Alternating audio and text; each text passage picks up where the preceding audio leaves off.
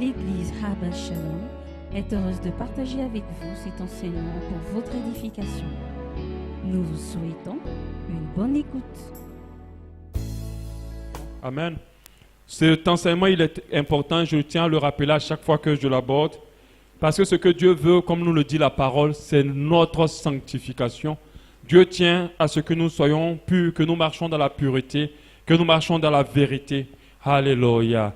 Il a dit que ce que nous permettra de reconnaître ceux qui sont de lui, de ceux qui ne sont pas de lui, c'est au travers des œuvres que chacun d'eux auront. Amen. Donc nous comprenons que pour être à l'image de Dieu, il nous faut marcher dans la sainteté, il nous faut marcher dans la lumière, il nous faut marcher dans la vérité, il nous faut marcher loin des souillures de ce monde. Et des fois, il n'est pas évident d'y arriver. Parce que le corps, j'avais donné un enseignement dessus, c'est une partie de nous qui est déterminée à nous maintenir loin de la volonté de Dieu. On appelle cela la chair, alléluia. À nous maintenir loin de la volonté de Dieu. Et notre plus grande complication, c'est que la chair, elle n'est pas ailleurs, elle est avec nous, elle est sur nous. Elle n'est pas avec nous pendant un moment, elle est avec nous tout le temps, 24 heures sur 24. Elle ne désire pas pécher pendant des périodes, elle a envie de pécher tout le temps. Et généralement, la parole de Dieu dit que la volonté de Dieu n'est pas dans notre chair. Amen. Ce que Dieu veut n'est pas dans notre chair. Et nous avons besoin de comprendre au travers du Saint-Esprit, au travers de certaines stratégies inspirées par l'Esprit de Dieu, de connaître certains moyens de pouvoir dompter la chair. Le corps est quelque chose de nous, une partie de nous qui s'habitue plus facilement à ce qui est mauvais qu'à ce qui est bon ou à ce qui est sain. Nous ne sommes pas faits de telle sorte dans notre nature première à nous attacher à la sainteté. Notre nature première aspire plutôt à ce qui n'est pas pur, à ce qui n'est pas juste, à ce qui n'est pas bien, à ce qui n'est pas bon pour notre état spirituel.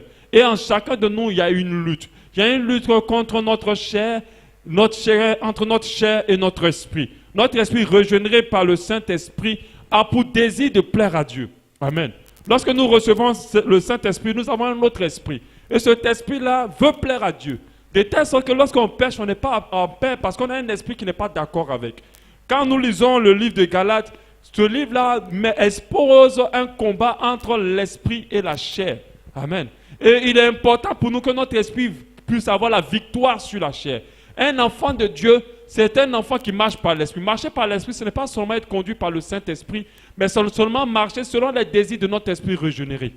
Et des fois, lorsqu'on a habitué notre chair, qui s'habitue aux mauvaises choses, on lui a donné cette habitude d'avoir ce qu'elle veut, c'est très difficile pour nous de pouvoir sortir de ces désirs et de pouvoir suivre les désirs de l'esprit. Et c'est en cela qu'on a beaucoup d'enfants de Dieu qui sont encore très charnels, qui ont Christ, mais qui ne sont pas vraiment différents de ceux qui ne sont pas chrétiens.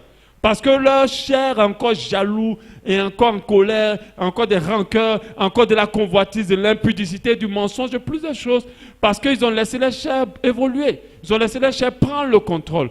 Quelqu'un pouvait dire que la chair, elle a beaucoup plus d'années d'exercice par rapport à notre esprit renouvelé, régénéré, qui vient à peine d'être renouvelé. Donc c'est un adulte contre un enfant qui vient à peine de connaître Jésus. Mais nous croyons qu'en Jésus, cela est possible parce que Dieu ne nous demandera pas quelque chose d'impossible.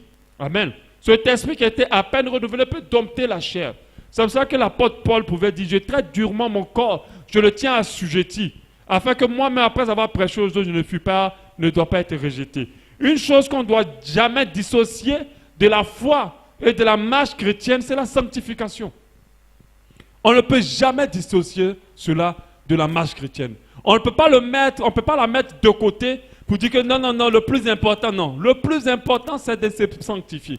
La parole de Dieu dit ce que Dieu veut, c'est notre sanctification. Et nous savons que le diable a le pouvoir sur nos vies au travers de notre désobéissance.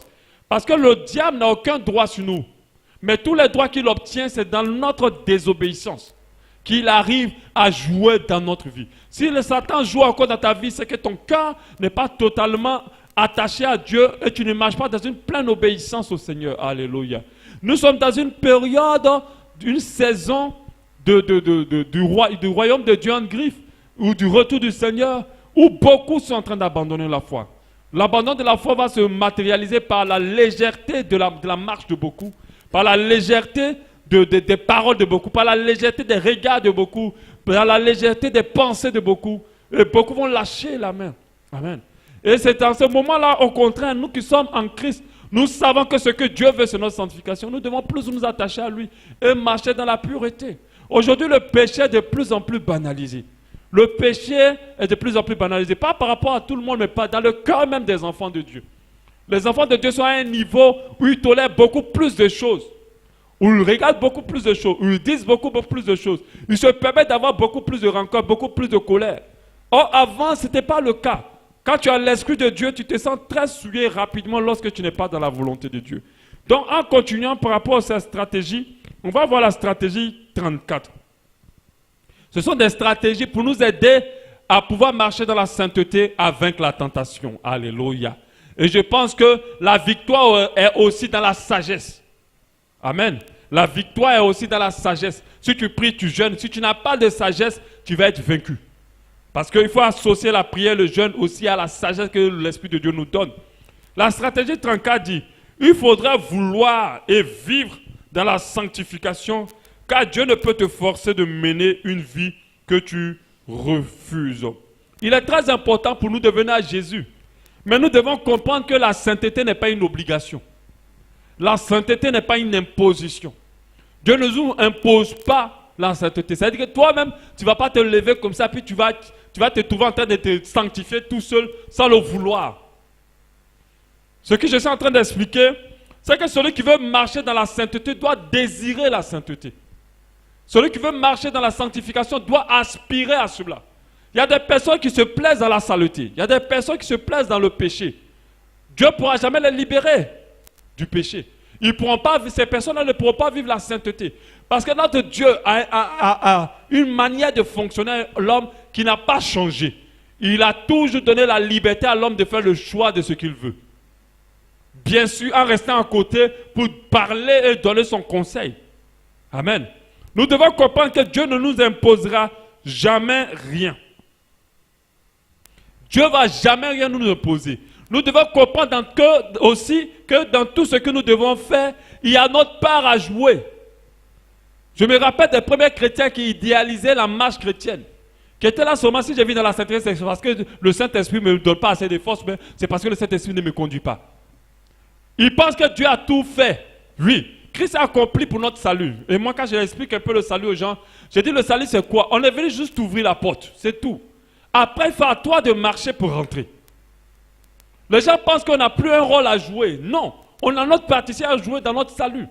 Sauf que pour l'ouverture de cette porte-là, on n'a rien à faire. C'est seulement le sang de l'agneau qui peut nous donner accès au royaume de Dieu. Mais lorsqu'il est sur cette porte-là ouverte, c'est à nous de nous lever et de la suivre. C'est pour ça que la parole de Dieu existe. Amen.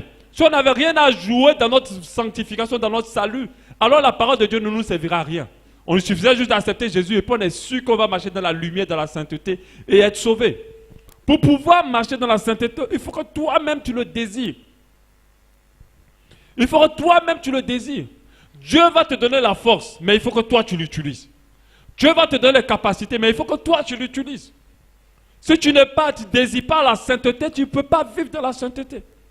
Parce qu'il y a beaucoup de personnes, beaucoup de croyants qui sont en Christ, mais qui aiment le péché, qui aiment la saleté, qui aiment la vie qu'ils mènent, qui ne l'honorent pas, qui ne glorifient pas Dieu. Dans ce cas, Dieu ne pourra jamais faire une action de délivrance dans ta vie. Tu ne pourras jamais être au-dessus de la sainteté. Dieu ne nous imposera jamais la sainteté. Non. C'est pour ça que lorsque vous voyez le jardin d'Éden, il a tout fait et il a mis un arbre qu'il ne doit pas toucher. Il a donné à l'homme, il dit tu peux tout toucher, mais ne touche pas à ces arbres-là, ces deux arbres. Il leur a clairement dit. Pourquoi? Parce que Dieu veut que notre salut, notre sainteté, nous ayons notre partition à jouer. Il nous laisse ce qu'on appelle le libre arbitre. Le fait qu'il nous ait créé à sa ressemblance nous donne une volonté souveraine. C'est-à-dire que tout ce que tu feras, lorsque tu seras devant le Seigneur, tu ne diras pas que c'est la faute de qui que ce soit. Tu ne pourras pas dire que c'est parce que l'autre a fait, ou c'est parce que mon père, ou c'est parce que j'ai été violé. Non. Même si les choses ont été compliquées sur ta vie, tu as toujours la possibilité, le choix de choisir le bien et de laisser le mal. Tu as toujours ce choix parce que Dieu ne t'imposera rien. Il va te laisser un libre arbitre qu'il va respecter. Si tu ne veux pas vivre dans la sainteté, alors tu ne seras pas saint. Dieu ne pourra rien y faire. Dieu ne pourra rien y faire. D'autres ont l'impression qu'ils marchent dans la sainteté parce que Dieu les a forcés. Dieu ne peut pas te forcer. Si tu marches dans la sainteté, il faut d'abord marcher dans la sainteté. Il faut que toi-même tu veuilles marcher dans la sainteté. Il faut que toi-même tu aimes la sainteté. Il faut que toi-même tu aimes la pureté. Parce qu'un enfant de Dieu a de l'amour pour les choses saines et pures. Et non pas pour les choses impures. Lorsque tu commences à aimer ce qui est impur, ou lorsque tu es beaucoup attaché à ce qui est impur, alors, d'abord, tu ne pourras pas être sanctifié. Et puis, deux, il y a un problème. Parce que lorsqu'on a l'Esprit de Dieu, on est attiré par ce qui est pur. C'est en cela que vous pouvez voir quelqu'un qui vivait mal, lorsqu'il se convertit, il n'a plus de désir pour les choses du monde. Amen. Parce que son cœur a changé. C'est à nous d'exercer notre volonté à vouloir collaborer avec Dieu pour vivre dans la sainteté. Dieu, il est là, il veut nous aider. Dieu veut que tu sois saint. Mais il n'est pas resté sur mon stade de vouloir. Il veut t'aider à être saint.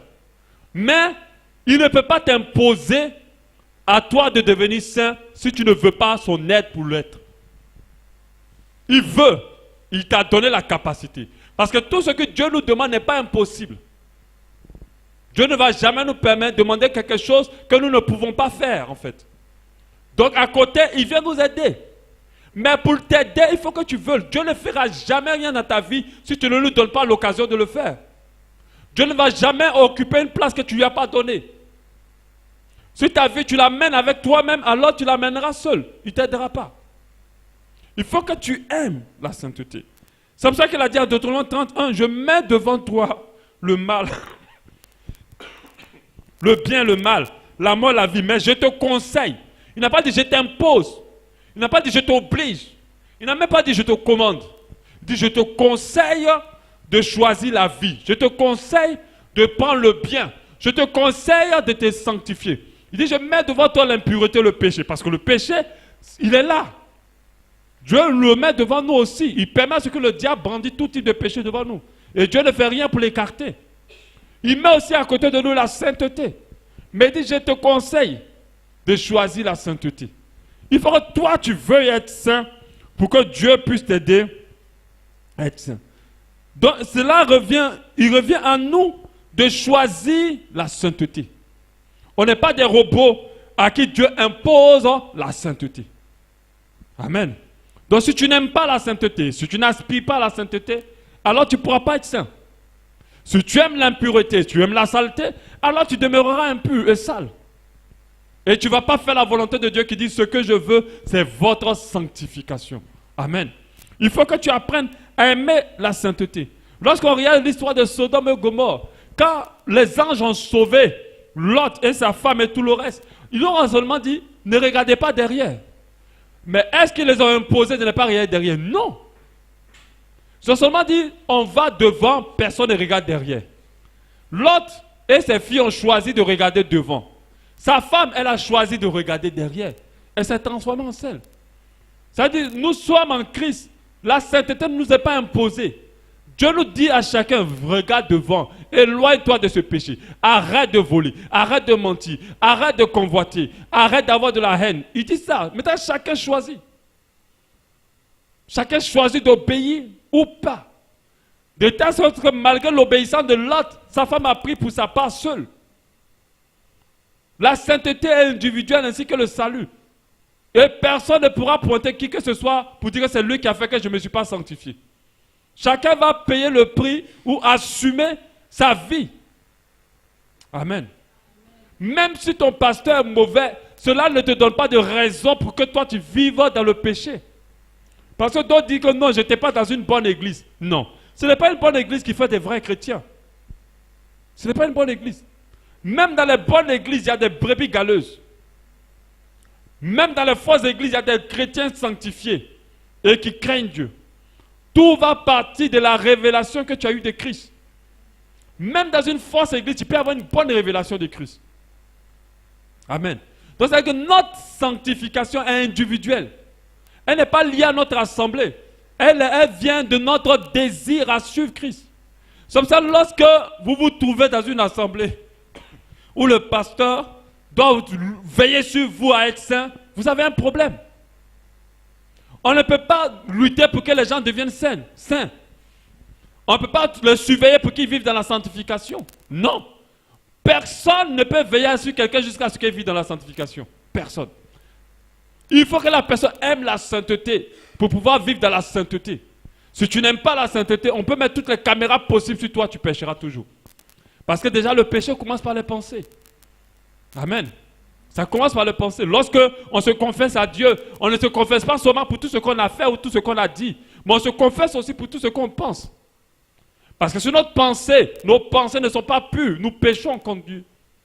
Lorsque Jésus parle seulement de l'adultère, la convoitise, c'est les pensées. La convoitise, ce n'est pas un acte qu'on peut matérialiser physiquement. Parce que si tu regardes une femme nue et que tu n'as rien dans tes pensées, tu n'as pas convoité. Tout part de tes pensées. Il faut demander pardon pour les péchés aussi. On n'a pas à veiller sur les gens pour se sanctifier. Lorsque ton pasteur, quelqu'un se trouve à veiller sur toi pour la sainteté, tu n'aimes pas la sainteté. Et jamais tu ne te sanctifieras. Amen. Quand tu aimes la sainteté, on n'a pas besoin de veiller sur toi. On t'enlève ici, on te met ailleurs, tu te sanctifies. Parce que tu aimes la sainteté. Et tu sais que ta nouvelle nature, c'est une nature de pureté. Donc tu n'as pas besoin qu'on te surveille. Aujourd'hui, nous sommes dans des assemblées, on est obligé de surveiller des gens. Parce que si tu ne les surveilles pas un jour, c'est fini. Tu ne vas plus pouvoir les récupérer. Il y a d'autres membres, on est obligé de dire ne voyage pas. Ou le pasteur ne peut pas voyager. Si le pasteur voyage, c'est fini, la sainteté a volé en éclats. Et ça, c'est grave. C'est des personnes qui n'aiment pas la sainteté. Moi, quand j'ai accepté le Seigneur Jésus, personne n'a veillé sur moi pour ma marche chrétienne. J'ai eu la révélation de Christ, j'ai compris qu'il fallait se sanctifier. Donc, peu importe où je vais, moi-même, je suis mon surveillant. Moi-même, je veille sur mes marches. Moi-même, je veille sur les choses. Moi-même, je me repens lorsque je pêche. J'essaie de m'éloigner le plus possible de ce qui ne glorifie pas Dieu. Parce que j'aime la sainteté. Parce que je me sens très mal quand je ne suis pas dans la sainteté. Le moment où je me sens vraiment en paix, c'est lorsque je suis en accord avec Dieu. Et pour être en accord avec Dieu, il faut être dans la sainteté. Mais si tu n'aimes pas la sainteté, alors tu ne pourras pas te sanctifier. Dieu ne t'imposera jamais la sainteté. Dieu ne va pas t'accorder une consécration que tu ne désires pas. Tu veux te consacrer, il faut le désirer. Il faut aspirer à ça. Dieu ne va pas te consacrer si toi tu n'aspires pas à ça. Tu veux être un enfant de Dieu droit et juste, qui marche dans la lumière. Il faut désirer ça. Si tu ne désires pas ça, jamais tu vas l'expérimenter. Et c'est l'un des moyens pour vivre dans la sainteté, pour vivre dans la consécration. Parce que si Dieu t'impose une consécration que tu ne désires pas, tu vas la mépriser. Et comme ce que Dieu donne est tellement précieux, il ne va pas te donner l'occasion de la mépriser. Il faut que tu le désires. Amen. Il faut que tu le désires, il faut que tu aspires à cela. Quand nous lisons dans la Bible, c'est pour cela qu'à chaque fois que Jésus voulait opérer un miracle, il s'est rassuré que les gens désiraient ce miracle-là. Il pouvait leur poser des questions. Veux-tu voir? Veux-tu marcher? Veux-tu être pur? Dieu te pose la question ce matin. Veux-tu être saint? Veux-tu te sanctifier? Aimes-tu la sainteté? Est-ce que tu veux être libéré de ce péché? Est-ce que tu veux vaincre la tentation? Est-ce que tu le désires vraiment? C'est à partir de là qu'il va t'aider. C'est à partir de là qu'il va te libérer. Parce que si tu ne vois pas dans ton cœur un désir profond de vivre dans la lumière, il ne pourra pas t'aider. Si tu ne vois pas dans ton cœur un désir ardent de te libérer d'un péché, il ne va pas t'aider. Il y a des personnes, par exemple, qui sont rancuniers. Mais est-ce qu'ils désirent être libérés de la rancune? Est-ce que lorsque tu es devant Dieu, tu pleures pour dire, Seigneur, libère-moi de cette manière de me comporter? Il y a des personnes qui sont très impudiques jusqu'aujourd'hui dans la maison de Dieu. Est-ce que tu désires être libéré de l'impudicité? Si tu ne le désires pas, Dieu ne peut pas te libérer. Jésus va venir à toi quand tu vas crier. Il va dire, est-ce que tu veux vraiment être libéré? Et il va voir ton désir. Ceux qui veulent être libérés font tout type de stratagème pour être libérés. C'est là que Dieu regarde. Tu vas te lever pour jeûner, pour être libéré. Même si tu n'es pas libéré, Dieu voit comment tu jeûnes pour être libéré. Dieu voit comment tu te bats, comment tu sacrifies certaines choses pour être libéré. Dieu voit comment tu te sépares de certains endroits pour être libéré. Et là, il te dit, ah, cet enfant-là désire vraiment la sainteté. Alors, je viendrai l'aider. Mais tu n'as rien fait pour être libéré. Tu n'as même pas jeûné, tu n'as même pas prié. Quand tu jeûnes, tu pries, c'est pour obtenir des choses de la part du Seigneur. Et non pas pour vivre la sainteté. Amen. Nous devons plus jeûner, plus nous prier pour notre sanctification. Alléluia. Pour nous rapprocher de plus de Dieu que de jeûner et prier pour voir des miracles dans nos vies. Mais si Dieu ne voit pas ça, comment il va t'aider à être sanctifié? Comment il va te donner une sainteté que toi-même, auquel tu n'aspires même pas vraiment? Est-ce que tu aimes la sainteté? Est-ce que tu veux marcher dans la sainteté? Veux-tu vaincre le péché? Veux-tu vaincre cette tentation? Dieu doit sentir vraiment ton désir réel en toi avant de t'aider. Parce que s'il ne le ressent pas, il ne t'aidera pas. Tu ne pourras pas t'en sortir. Parce qu'il y a des gens qui sont comme ils sont. Ils vivent dans le péché. Ils n'ont pas changé d'attitude. Et ils ne cherchent même pas à changer de comportement. Et d'autres même arrivent même à dire que c'est comme ça que je suis. Moi, je n'arrive pas à faire ça. Moi-même, je ne peux même pas faire ça. C'est comme ça qu'on m'a toujours connu. Quand tu me fais ça, moi aussi, je te fais ça. Mais si tu désires vraiment la sainteté, tu ne peux plus parler de toi ainsi. Parce que cela ne glorifie pas Dieu. Tu dois reconnaître que c'est une chose, une faiblesse dans ta vie. Et tu dois aspirer à ce que Dieu te change. Amen. La Bible dit que le royaume des cieux est violent. C'est plus violent plutôt. Ceux qui vont, il est forcé ce royaume-là. Vous pensez que c'est en croisant les doigts, en se rongeant les ongles qu'on va rentrer au ciel? C'est en faisant des sacrifices. C'est en se détachant d'une vie qui ne glorifie pas Dieu.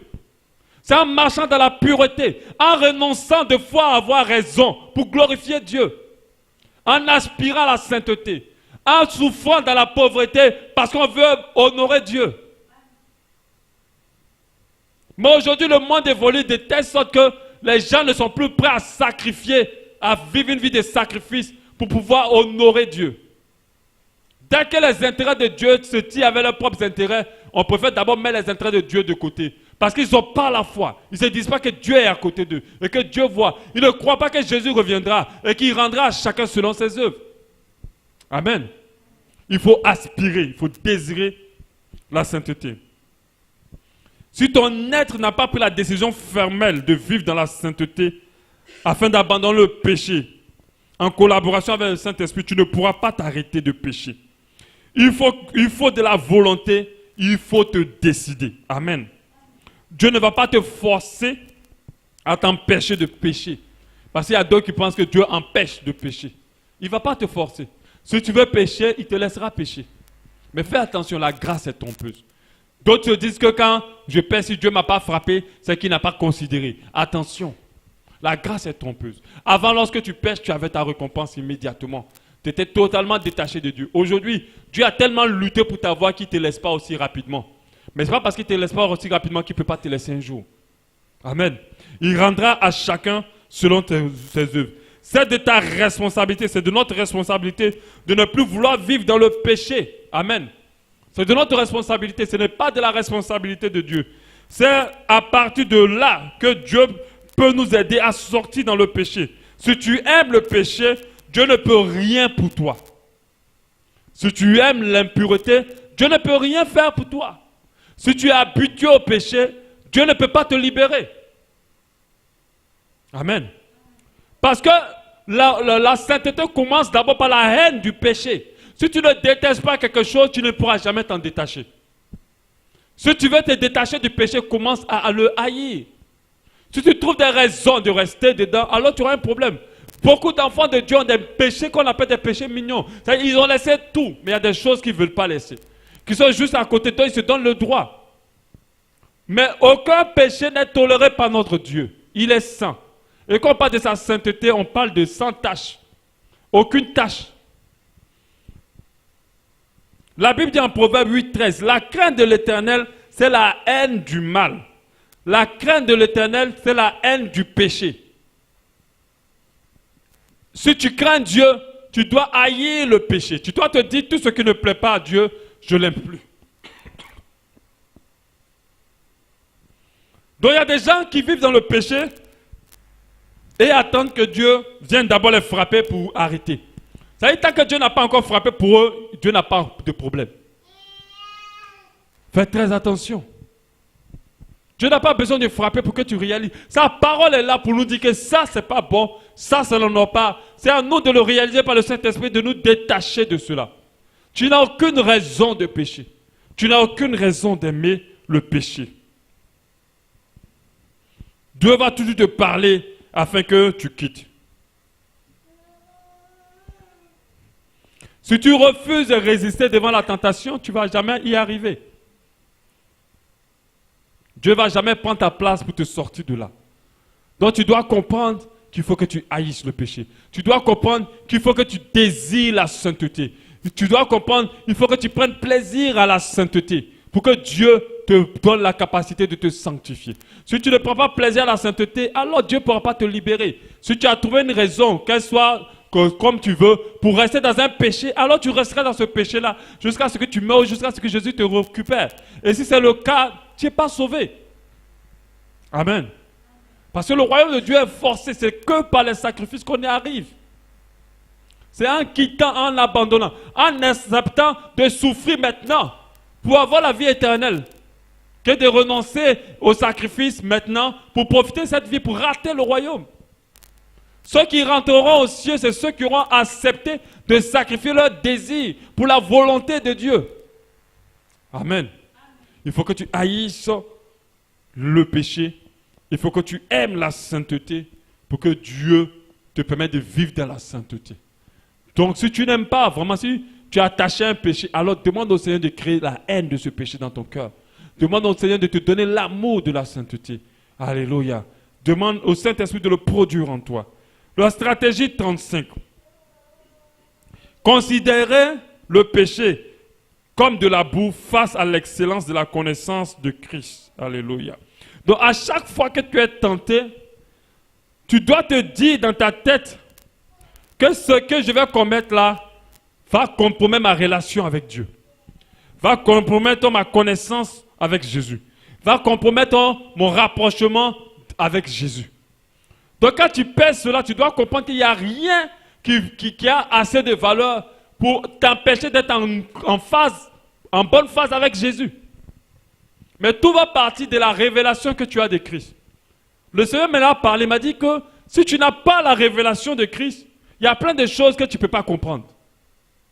Il y a plein de choses que tu ne peux pas cerner.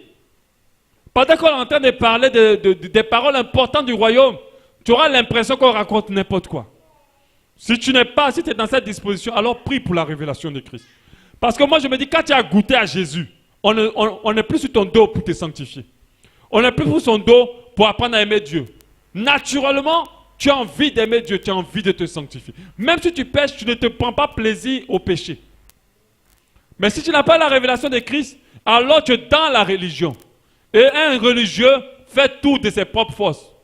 Et non pas à partir de la force que le Saint-Esprit lui donne. Et là, tu dois prier pour la révélation de Christ. Parce qu'il y a beaucoup de religieux dans nos assemblées. Nous devons comprendre que Christ, le fait qu'on soit proche de lui, était la chose la plus précieuse qu'on puisse avoir. Être proche de Jésus est la chose la plus précieuse qu'un enfant de Dieu peut avoir. Quand un enfant de Dieu regarde un péché et qu'il regarde sa relation avec Christ, il n'y a pas match dans son cœur. Quand il regarde une tentation, une proposition alléchante, et il regarde sa relation avec Jésus, il n'y a pas match. Mais aujourd'hui, plusieurs enfants de Dieu se retrouvent même à mettre la relation de Dieu en dessous de certaines choses qu'ils désirent. Et là, il y a un problème. Si dans ton cœur, tu ne vois pas comme de la boue tout ce qui peut compromettre ta relation avec Dieu, alors tu n'as pas la révélation profonde de Christ. Et là, il faut prier pour la révélation de Christ. La Bible dit qu'on vous prendra pour des fous. Parce qu'on regardera beaucoup de choses que le monde veut, pour lesquelles les gens se tuent. Ils peuvent dire, ça ne m'intéresse pas. Parce que ce qui m'importe le plus, c'est d'être en phase excellente avec Dieu. Amen. Et si tu n'as pas ça dans ton esprit, il y a plein de choses qui sont plus fortes dans ton cœur que ta relation avec Dieu. Il y a beaucoup de personnes qui battent leur relation avec Dieu à la moindre tentation. À la moindre tentation, la relation avec Dieu est bradée, est mise de côté.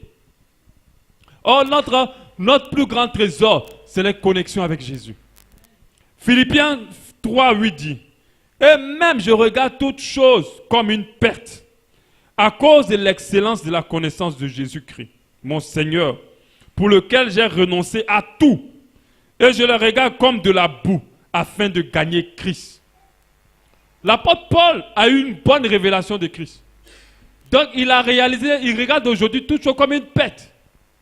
Ce monde dans lequel nous vivons est éphémère, y compris tout ce qu'il contient. Et celui qui a la révélation de Christ ne s'attache pas à ce monde, ni à son contenu. Celui qui a la révélation de Christ voit tout ce que le monde peut lui donner comme une perte. Tant que les choses de ce monde ne sont pas une perte dans ton cœur, fais attention, rassure-toi que Dieu te révèle vraiment Christ. L'apôtre Paul dit qu'il regarde ça comme une perte, comme de la boue. De telle sorte qu'avec quoi on pourra le tenter? Rien. Avec rien. L'homme de Dieu qui nous a fait la vidéo disait que Dieu parlait de l'idolâtrie, du fait que quand quelque chose t'impressionne dans ce monde, alors tu deviens un idolâtre. Si quelque chose t'impressionne en dehors de Dieu, tu es un idolâtre. Amen. Donc l'apôtre Paul pouvait regarder comme une perte, comme de la boue, tout le reste, par rapport à la connaissance de Christ, par rapport à gagner Jésus. Amen.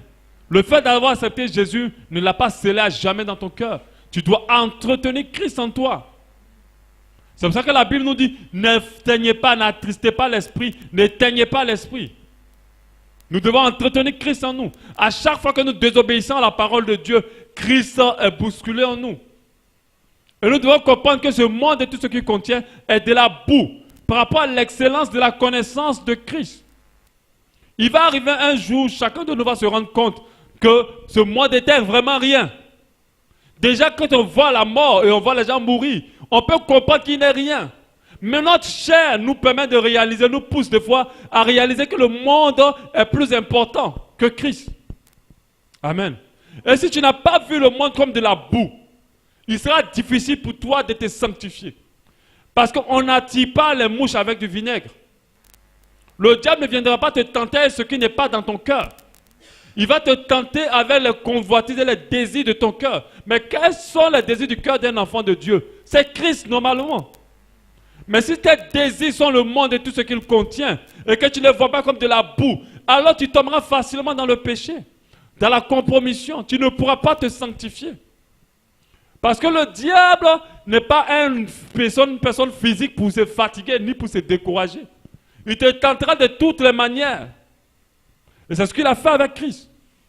C'est parce que pour Christ, c'était vraiment la boue. Il lui a présenté la gloire de ce monde. Il lui a présenté le royaume. Mais tout ça pour Jésus, c'était de la boue. Mais pour certains enfants de Dieu dans notre époque, ce n'est pas de la boue. Avoir rentré dans un truc de compromission pour avoir un salaire de 5 millions ou 10 millions par mois, il y a plusieurs qui sont prêts à jeter Christ. Or, un enfant de Dieu doit dire, peu importe le million, Christ est mon choix. Parce que le million, c'est de la boue pour moi. À cause d'un mariage, plusieurs sont prêts à jeter Christ pour se marier.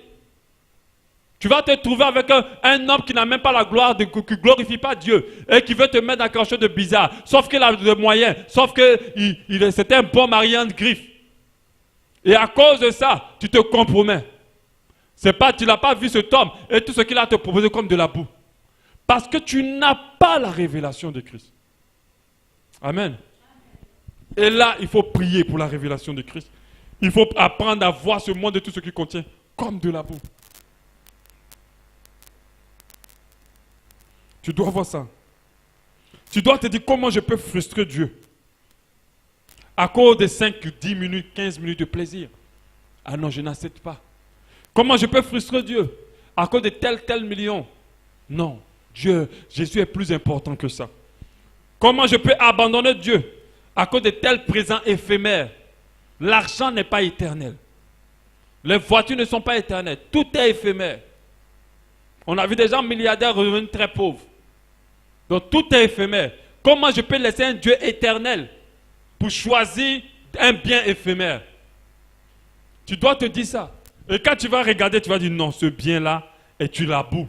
Moi, je ne peux pas laisser mon Dieu éternel pour un bien éphémère, pour une joie éphémère. Et beaucoup se sont compromis pour un mariage. Beaucoup se sont compromis pour un travail. Beaucoup se sont compromis pour une tentation. Parce que pour eux, ce n'était pas de la boue à leurs yeux. C'était quelque chose d'assez précieux. Tu dois te dire que rien ne me séparera de l'amour de Dieu. Tu dois te le dire dans ton cœur. Éphésiens 3:7. Mais ces choses qui étaient pour moi des gains, je les ai regardées comme une perte à cause de Christ. Éphésiens 3:7.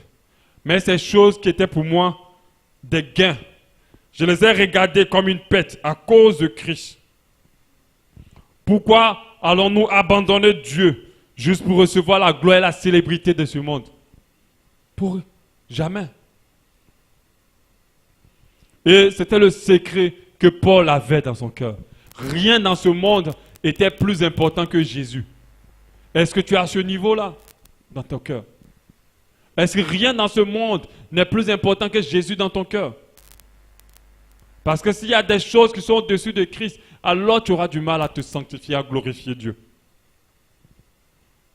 À chaque fois que l'apôtre Paul était tenté, il considérait tout comme de la boue, comparé à l'excellence de la connaissance de Jésus. Il préfère alors abandonner, souffrir, quitter, au lieu de se compromettre, de compromettre sa relation avec Dieu au travers de Christ. Alléluia. Il est très important pour nous d'élever Christ au-dessus de tout dans nos vies.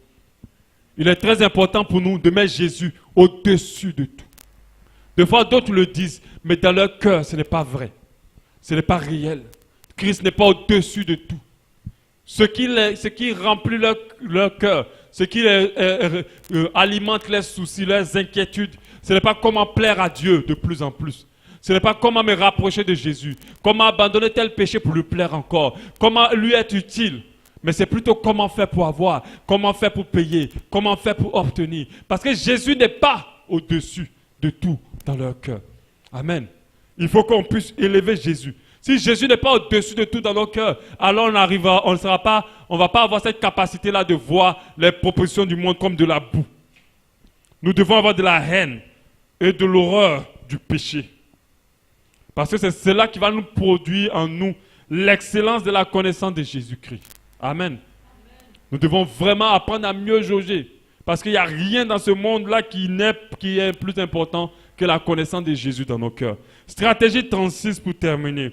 Tu dois garder tes principes de sainteté même si les autres te contredisent. Nous avons l'histoire du prophète Michée. Pendant que tous les prophètes étaient en train de prophétiser du bien, Dieu lui avait dit que ça n'allait pas bien se passer. Et il a dû le dire à Josaphat et à Achab. Et il a été brimé pour cela. Pendant que tous les autres prophètes étaient dans un autre sens. Vous savez, nous sommes maintenant dans un moment, une saison où beaucoup se compromettent. Où la sœur en Christ, qui était très attachée à Jésus, se permet maintenant d'avoir des relations sexuelles avec son fiancé ou son copain. Et tout le monde le sait. Ou le frère qui était très attaché à Jésus peut maintenant mentir pour avoir de l'argent ou se compromettre. Ou le pasteur eux-mêmes, c'est encore pire, sortent avec les fidèles, sortent avec leurs femmes de leurs fidèles, vont voler, vont maintenant marcher avec des politiciens qui n'ont aucune crainte de Dieu. Où chacun maintenant se bat pour son petit bonheur. Ça veut dire qu'il y a un mouvement de corruption tellement déployé dans l'église que beaucoup suivent ce mouvement-là. Tu dois garder tes principes de sainteté. Si tu veux te sanctifier, ne ramène pas à la baisse tes principes de sainteté. Tu dois toujours marcher dans la sanctification, même si le monde entier se compromet autour de toi. Ta sainteté n'est pas fonction de ton église. Ta sainteté n'est pas fonction de ton pasteur. Je suis sûr que si à certaines personnes, ça n'arrivera jamais. Ils apprennent que le pasteur sera maintenant dans l'adultère. C'est sûr que leur foi s'arrête le même jour. Parce que leur foi est fonction des gens. Moi, je suis qui pour que tu me prends comme un baromètre de foi? Je suis rien. Nous tous, on imite Jésus. Tu dois comprendre que dans ce moment-là, surtout cette saison dans laquelle on est, beaucoup vont se compromettre. Mais à toi de ne pas suivre leur compromission. C'est pour ça que moi je dis tout part de la révélation de Christ. Quand il y a la révélation de Christ, ta foi n'est pas fonction de quelqu'un. Elle est fonction de Christ.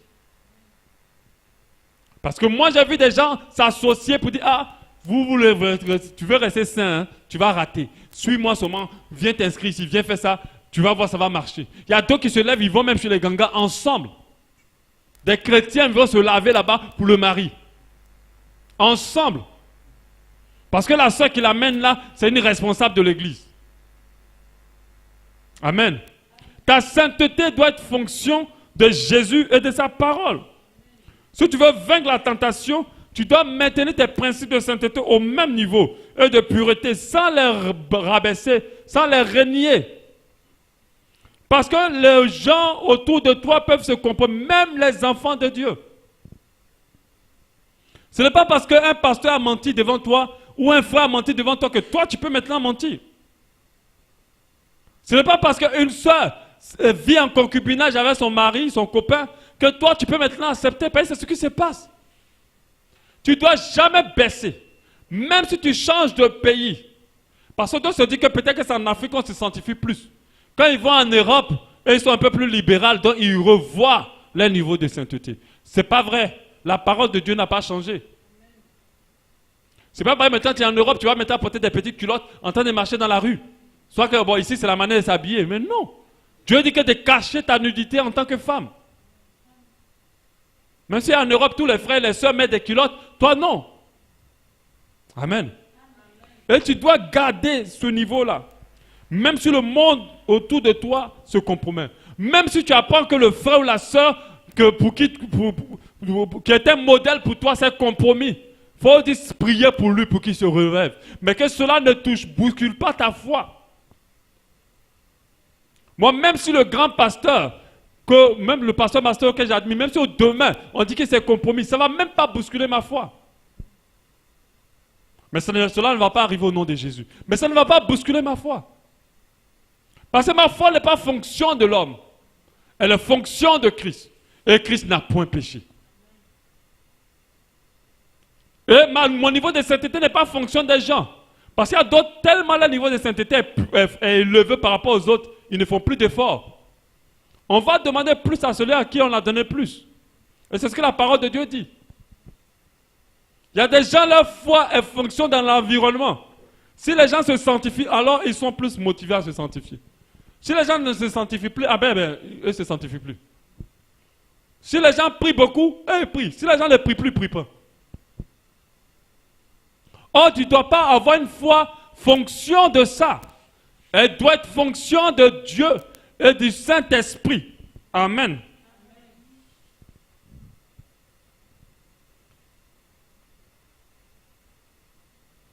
Nous devons haïr le péché et maintenir cette haine-là, peu importe où nous sommes. La Bible nous dit qu'en Luc 14, 26, si quelqu'un vient à moi et il ne hait pas son père, sa mère, sa femme, ses enfants, ses frères et ses sœurs, et même sa propre vie, il ne peut être mon disciple. Et quiconque ne porte pas sa croix ne peut me suivre, ne me suit pas, ne peut être mon disciple. Quand on te dit de haïr tout cela, c'est pour que ces personnes ne soient pas une référence pour toi. Ta référence doit être Jésus. Et la Bible dit, si tu ne portes pas ta croix, sa croix, personne ne porte la croix de l'autre. Je ne pourrai jamais me sanctifier pour toi. Chacun doit se sanctifier. On doit comprendre que le salut, il est personnel. Chacun va rendre compte de sa vie et non pas de la vie des autres. Si les autres ne t'ont pas suivi, toi tu vas rendre compte de ce que Dieu t'a demandé à toi. Et chacun doit porter sa croix. Amen. Même si le pasteur ne prie pas assez, toi tu dois beaucoup prier. Tu dois persévérer dans la prière. Même si le pasteur a l'air léger un peu, mais toi tu ne peux pas être léger. Tu ne dois pas être léger. Tu dois continuer à marcher dans la lumière. Même si les frères autour de toi passent le temps à calomnier, mais ce n'est pas pourtant que toi aussi vas dire, mais si le pasteur aussi calomnie, nous tous on calomnie aussi. Pasteur, oui, qu'est-ce que tu racontes? Non. Tu dois faire comprendre au pasteur que moi là, mon modèle c'est Jésus. Et tu calomnies pas, tu ne rentres pas dedans. Tu marches dans la vérité, tu marches dans la pureté. Amen. Et lorsqu'une personne marche dans la pureté, elle crée la pureté autour d'elle. Elle crée la sainteté. Elle impacte positivement. Mais si tu ne marches en fonction des autres, ils vont te compromettre. Parce que la parole de Dieu nous dit clairement que les mauvaises compagnies corrompent les bonnes mœurs. Nous devons comprendre qu'il ne faut pas que nous marchions en fonction des autres. Christ doit rester notre baromètre. Christ doit rester notre baromètre. Il faut qu'aucune personne n'influence ta sainteté. Qu'aucune personne n'influence ta manière de marcher dans la sainteté. Si tu es une personne de prière et que tu marches avec un frère qui prie moins, alors ne baisse pas ton niveau de prière. Continue à prier. Si tu es une personne de charité et que tu marches avec quelqu'un qui pense qu'à lui, alors toi, continue à être une personne charitable. Parce que tu dois être comme Dieu veut que tu sois et non pas comme les autres sont. Amen. Et ça, c'est très important. N'abandonne pas tes principes alors que les autres abandonnent les leurs. Marche dans la lumière. Si quelqu'un pêche autour de toi, tu peux le dire à cette personne-là, c'est pas bon, arrête. Mais ne te laisse pas influencer par cette personne. Beaucoup ont été influencés par la foule. Nous n'avons pas une foi de foule. Amen.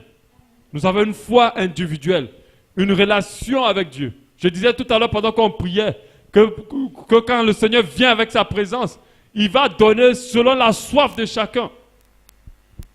Dieu fonctionne toujours dans l'individualisme. Même quand il va se révéler selon l'aspiration de chacun. Si tu n'as pas assez soif de Dieu, mais il viendra avec un torrent de sa présence ou un torrent pour la restauration, et tu ne vas pas en profiter. Amen. Il faut aussi que tu comprennes que ta sainteté est individuelle. Tu dois marcher dans la pureté. Il y a certaines personnes qui se compromettent lorsqu'ils se marient même. Tu te maries à quelqu'un qui ne prie pas assez et tu ne pries pas. Tu te maries à quelqu'un qui est très compromis dans la marche et tu te corromps aussi. Dans l'amitié, dans les groupes de louanges, dans les groupes de prière. Amen. Ne descends jamais ton niveau. Ne descends pas. Même si c'est un responsable qui se compromet, toi marche dans la sainteté. Alléluia. Nous allons prier.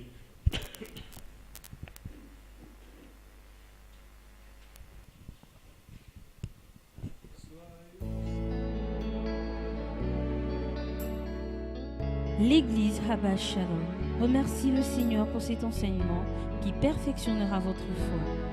Pour plus de renseignements sur notre assemblée, veuillez nous joindre au plus 241 07 93 10 00 ou faites un tour sur notre site internet www.abbashalom.org ou encore visitez notre page Facebook. Abba Shalom, expérimentez l'amour et la paix de Dieu.